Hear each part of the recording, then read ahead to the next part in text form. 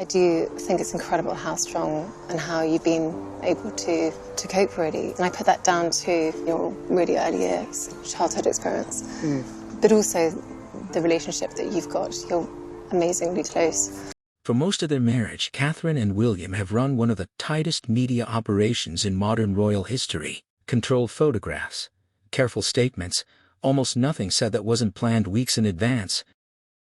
That control has been slipping for 2 years now, not because they lost their grip on it, but because life kept handing them things too big to manage quietly. A cancer diagnosis, a family scandal that reached all the way to the U.S. Department of Justice, 2 children stepping slowly and on their own terms into public view.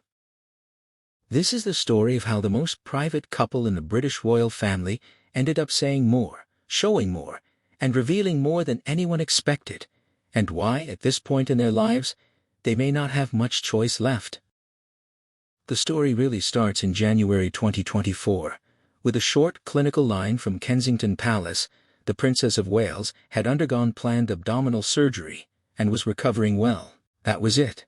No further detail, no timeline, nothing that hinted at what was actually happening behind the scenes.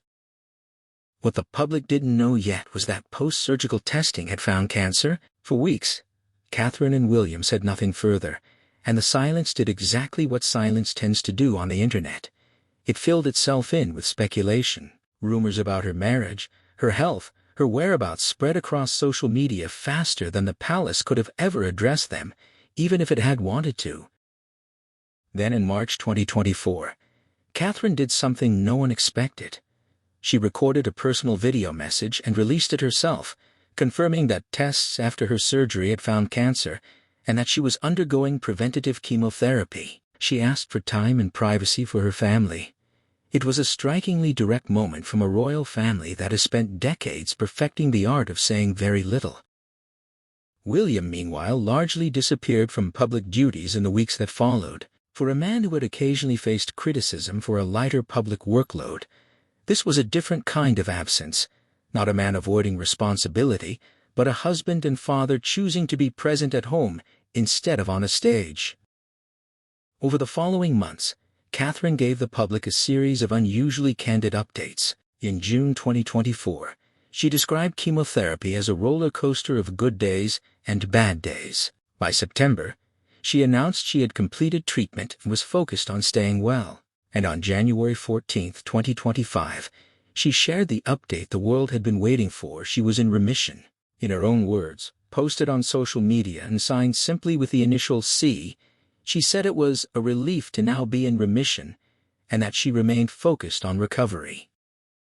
That single post did something rare for the royal family. It read like it came from a person, not an institution. Here's the part that surprised a lot of people who assumed a clean storybook recovery. Catherine has been remarkably open about the fact that the hardest part of her cancer journey wasn't the treatment, it was what came after. Speaking with other patients during hospital visits in the months following her remission announcement, she described the strange gap between finishing treatment and actually feeling normal again, the sense that you're expected to simply pick life back up, when in reality, your body and your sense of self are still catching up. She's talked about needing to find, in her words, a new normal, and about that process taking far longer than people assume. She's also been open about smaller, more visible changes. During public engagements, she's mentioned cutting back significantly on alcohol since her diagnosis, describing it as something she now has to be conscious of. It's a small detail, but it lands differently coming from a family whose calendar is built around toasts, banquets, and formal receptions. Nature became a recurring thread in her recovery. In 2025, Catherine launched a personal video series reflecting on how time outdoors helped her heal. Walks, quiet mornings, the kind of unstructured stillness that doesn't photograph like a royal engagement but clearly mattered to her. On her 44th birthday in January 2026, she shared the final chapter of that series, describing it as a deeply personal reflection on how nature helped her heal, and framing it as part of a larger story about the power of creativity and connection in getting through hard things. Taken together, this wasn't a princess quietly returning to duty. It was a woman narrating her own recovery, on her own terms, in a way the institution she married into rarely allows. It's also worth looking at how gradually that return actually happened, because the pacing tells its own story. Catherine's first public appearance after announcing her diagnosis came at Trooping the Color in June 2024, a brief, carefully managed reappearance rather than a full return to work. That summer, she and Charlotte attended the men's final at Wimbledon together, another small, deliberate step back into public life built around something the family genuinely enjoys rather than an official duty. By December 2024, all three children joined her at the Together at Christmas Carol service at Westminster Abbey, a rare joint appearance for George, Charlotte, and Louis after months of being kept largely out of view. Royal commentators who cover the family closely have described 2025 as a slow, deliberate ramp-up and 2026 as something different, a year in which Catherine has visibly set her own pace for stepping back into a fuller public role rather than easing back in tentatively. Early in 2026, she and William made a joint visit to a West London hospital to highlight the work of NHS staff, one of a growing number of engagements that suggest she's not just returned to duty, but returned to it more visibly present than before her diagnosis. For years, William and Catherine handled the shadow hanging over the family Prince Andrew's relationship with Jeffrey Epstein, the same way the palace handles most uncomfortable subjects by saying nothing at all and hoping distance would do the work for them. That strategy held for a long time. It stopped holding in early 2026. In late January 2026, the U.S. Department of Justice released a massive new tranche of documents connected to the Epstein investigation, millions of pages, many referencing Andrew Mountbatten Windsor, the man formerly known as Prince Andrew. The documents renewed allegations that had circulated for years and added new specific claims, including questions over information Andrew may have shared during his time as a UK trade envoy. British police confirmed they were assessing some of those claims. The scale of the release made silence untenable. As William prepared to travel to Saudi Arabia for an official visit, at Kensington Palace, spokesperson issued a statement on behalf of the Prince and Princess of Wales, confirming they had been deeply concerned by the continuing revelations and that their thoughts remained with the victims. It was the first time the couple had put their own view on the record since the scandal reignited a deliberate, timed statement, rather than a reaction forced out of them mid-crisis. That statement didn't come out of nowhere. Months earlier, in October 2025, King Charles had already stripped Andrew of his remaining royal titles, and Andrew was required to give up his residence at Royal Lodge. William, as heir to the throne, would have been consulted on decisions of that magnitude, and royal watchers have long noted that he has taken an especially firm line on distancing the working monarchy from his uncle. There's an obvious reason for that.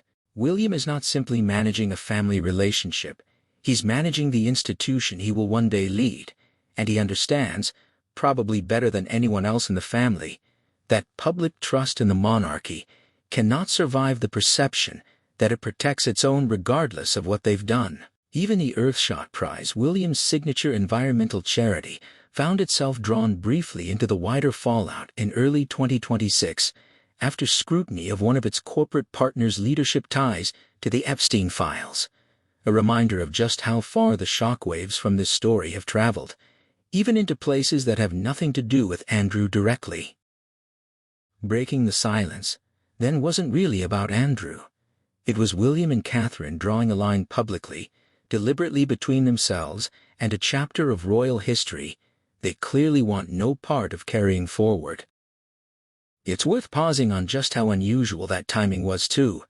William chose, or the palace chose on his behalf, to have the statement land right as he touched down for a high-profile diplomatic visit, rather than let it trickle out reactively while journalists chased him for comment on the ground. That's the difference between an institution playing defense and one trying deliberately to control the narrative around a story it cannot control the facts of. Whether or not it fully worked is a separate question. A member of the public heckled King Charles about Andrew during a walkabout the same week, a reminder that no statement, however carefully timed, fully insulates the family from public anger over the affair. But the intent behind it was clear. William wanted the public record to show, unambiguously, where he and Catherine stood. If you told someone a decade ago that William and Catherine would become two of the most engaging figures on royal social media, they might not have believed you. For most of their marriage, their online presence was tightly curated, a handful of professional portraits, formal captions, nothing that felt spontaneous. That has visibly shifted. Their New Year post heading into 2026, a set of personal photographs from the previous year, drew engagement numbers that dwarfed similar posts from other senior royals. Notably, the couple was selective about what they shared. Only a single photo featuring their children made the cut, a reminder that even as they open up, they're still drawing a clear line around what stays private. Catherine's decision to sign personal statements simply with C has become one of the more telling details of this new era. It's a small signal, but a deliberate one. This is her.